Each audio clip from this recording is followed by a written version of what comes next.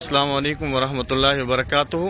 مرکز اہل سنت والجماعت کا وفد حضرت مولانا خبیب احمد گھمن دامت برکاتہم کی نگرانی میں خیبر پختونخوا کے ضلع ڈیرہ اسماعیل خان کی تحصیل پروا کے اس علاقہ مکڑ میں موجود ہے، جہاں سیلابی صورتحال کی وجہ سے لوگوں کو بہت مشکلات کا سامنا ہے۔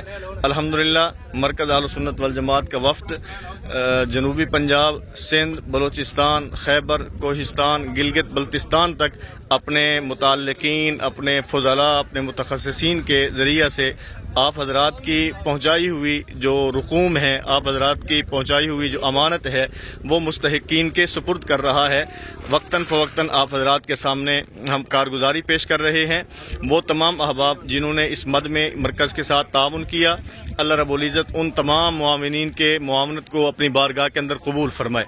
آپ حضرات دیکھ رہے ہیں، یہ وہ تمام لوگ اور تمام حضرات ہیں جو اپنے گھروں سے بے گھر ہو چکے ہیں اور انہوں نے وہاں سے نقل مکانی کی ہے اور کچے کے علاقے سے، بیٹ کے علاقوں سے نکل کر شہر کی طرف آئے ہیں۔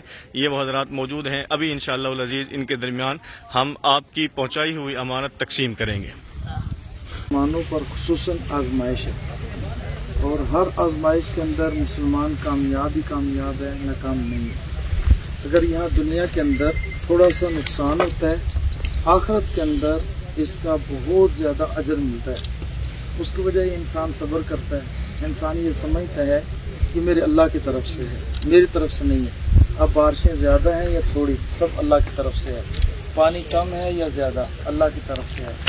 آپ اس سے اندازہ لگائیں، حدیث پاک کے اندر آتا ہے ایک شخص بیمار ہوتا ہے تو وہ کہتا ہے ہائے، تکلیف کی وجہ سے ہائے کہتے ہیں، اس کے ایک ہائے پر سبحان اللہ، الحمدللہ، اللہ اکبر کا اجر ملتا ہے۔